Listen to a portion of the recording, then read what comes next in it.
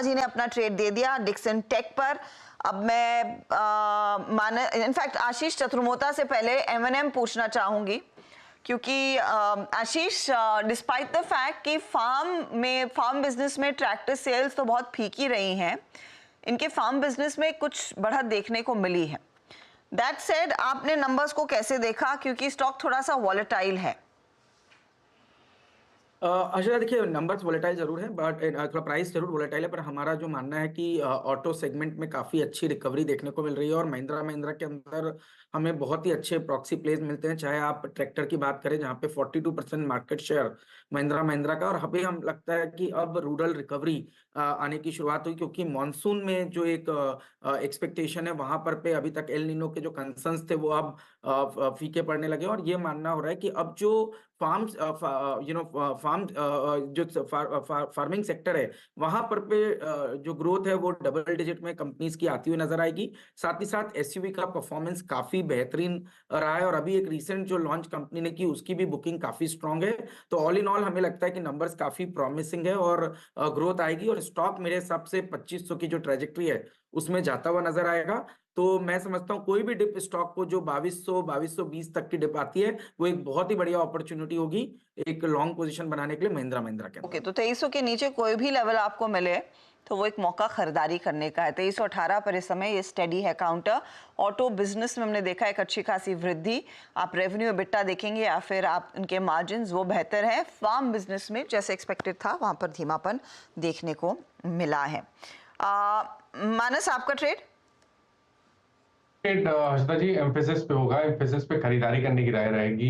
20 day moving average के ऊपर निकला है, काफी बेहतर वॉल्यूम देखने को मिले हैं, और 60 मिनट चार्ट पे अब आपको higher top higher bottoms clearly दिख रहे हैं। तो एम्फेसिस पे करंट लेवल पे खरीदारी करेंगे 2319, 2319 के स्टॉप लॉस से 2440, 2440 तक के टारगेट पॉसिबल हैं। ये कैश टेबल्स हैं। 2400 का कॉल ऑप्शन ले सकते हैं, 49 रुपीज पे ट्रेड हो रहा है। वहां पर आप 29 रुपीज के स्टॉप लॉस से 90 रुपए के टारगेट के लिए भी खरीदारी कर सकते हैं। ओके, एम्फेसिस पे आज की स्ट्रॉन्ग पॉकेट जो आईटी है, आप उसमें भी अभी ट्रेड लोकेट करते हुए एम्फेसिस मिड कैप आईटी में। Sachin, good afternoon. सचिन, आपका ट्रेड इस वक्त का? Good afternoon Virendra ji, good afternoon Harshada, and good afternoon to all the panelist. सुबह हमने एक ट्रेड दिया था on the short side pharma में डॉक्टर रेड्डीज, एंड वहां पर ऑलमोस्ट उसके टारगेट अचीव हुए, बट मुझे लग रहा है यहाँ पर अभी एक अच्छा लॉन्ग ट्रेड ध्यान में आ रहा है। मुझे लग रहा है सिंजिन में जिस तरीके से पिछले 3 दिनों से डेटा बना है, मुझे लग रहा है एक अच्छे ब्रेकआउट मूव के लिए वेल पोजीशनड है।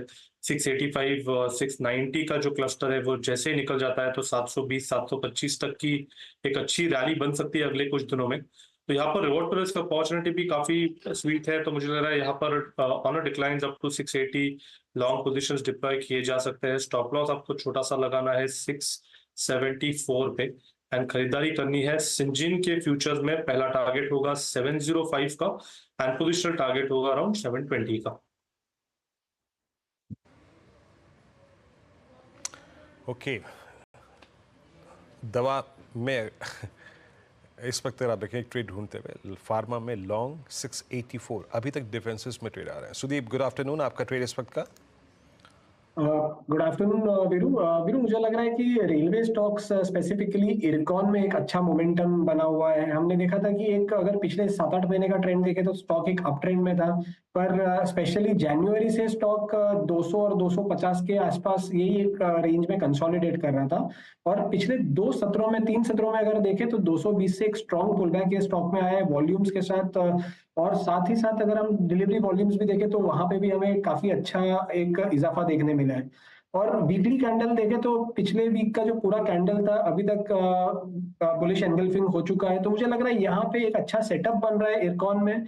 और स्पेसिफिकली जो अपने शॉर्ट टर्म मूविंग एवरेजेस है 10 और 20 दिन के एक्सपोनेंशियल मूविंग एवरेज उसके ऊपर अब सस्टेन भी कर रहा है 2 सेशन से, तो मुझे लग रहा है 253 के स्टॉप लॉस से 270 का टारगेट इरकॉन में आने वाले 2 से 3 सत्रों में आ सकता है। 3 सत्रों में इरकॉन 270 तक जा सकता है, तो बाय साइड का ट्रेड। सोनिया, आप क्या ट्रेड लेंगी? जी, गुड आफ्टरनून हर्षदा जी, वीरू जी, सबको। यहाँ पे मेरा लॉन्ग कॉल रहेगा अशोक लीलैंड पे।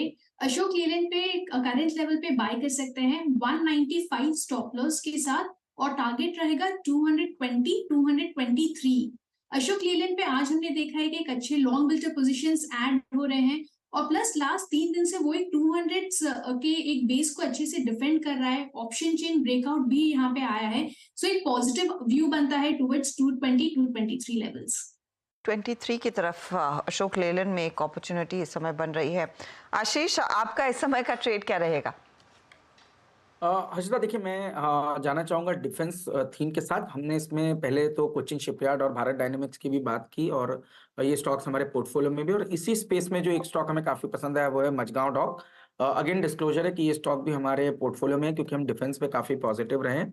और मेरा मानना है कि मझगांव डॉक के अंदर में पहले तो टेक्निकल्स की हम बात करें तो स्टॉक एक बहुत ही अच्छे कंसोलिडेशन फेज के बाद अब कहीं ना कहीं एक बड़ी तेजी की कोशिश कर रहा है। और मेरे हिसाब से बेस स्टॉक ने 2250 2300 की ट्रेजेक्टरी में बनाया और टेक्निकल प्रोजेक्शंस बताते हैं कि 2800 से 3000 तक की तेजी मझगांव के स्टॉक में देखने को नजर आ सकती है। अब जहां तक के बिजनेस की बात हम करें कि जो नेवी की अपॉर्चुनिटी है वो करीब करीब जो ऑर्डर बुक है वो ऑलमोस्ट 37,500 करोड़ की है, जो कि हमको book to bill ratio almost 5 times indicate करता है और 15 से 20% की टॉप लाइन ग्रोथ आती है। आप ऑपरेटिंग मार्जिन प्रोफाइल देखेंगे तो कंपनी बहुत ही बढ़िया एक मार्जिन एक्सपेंशन फेज में चल रहा है, जहां पर एक समय तक कंपनी 8 से 9% की एक ऑपरेटिंग मार्जिन बनाता था। अब यही मार्जिन कहीं ना कहीं 13-14% की पूरे कंसोलिडेटेड ईयरली बेसिस पे आना शुरू हो चुकी है। तो मार्जिन प्रोफाइल कंपनी की काफी स्ट्रांग हो चुकी है। साथ ही साथ 71% जो है वो इंडिजिनाइजेशन होना शुरू हो चुका है। तो ओवरऑल हमें लगता है कि डिफेंस एक बड़ी अपॉर्चुनिटी और उसमें मझगांव डॉक एक हमारी टॉपिक रहेगी इस पूरे स्पेस के अंदर। जी हाँ, मझगांव डॉक। और मीन जो मैंने बात की थी ना इंडेक्स पे कि 22080 क्रिटिकल है। सभी आप जो लोग इंडेक्स ट्रेड कर रहे हैं 22,080 को इस क्लोजिंग में, इस एक्सपायरी डे में अगर हमें सिक्योर करके ले गए तो बड़ी बात होगी। इससे रिलेटेड इंडेक्स का एक हैवी वेट है, रिलायंस को रखिएगा प्लीज़ 2804 पे। मैं मानता हूँ 22,080 टिक जाएगा, पुल बैक भी आ जाएगा, बशर्ते कि रिलायंस अपनी अहम भूमिका निभाए। 2804 पे ट्रेड कर रहा है। Reliance is now trading below 100 day exponential average, but एक क्रिटिकल पॉइंट पे है। इस सीरीज़ का 2800 फुट राइटर्स का एक पॉइंट है, तो ये ना टूटे तो शायद हमें इंडेक्स को थोड़ी राहत मिले और एक पुल बैक निफ्टी में आ जाए। रिलायंस की काफ़ी अहम भूमिका रहेगी। रिलायंस से बात करते करते भी 6-7 रुपये का पुल बैक लोअर लेवल से दिया है और वही निफ्टी पे स्क्रीन पे विजिबल भी है। निफ्टी करीब 22,060 से बढ़कर अब करीब 22,112 पे आ गया है। बट क्या वॉलेटिलिटी है। सचिन, आपका रिलायंस पे टेक, और मैं देख रहा हूँ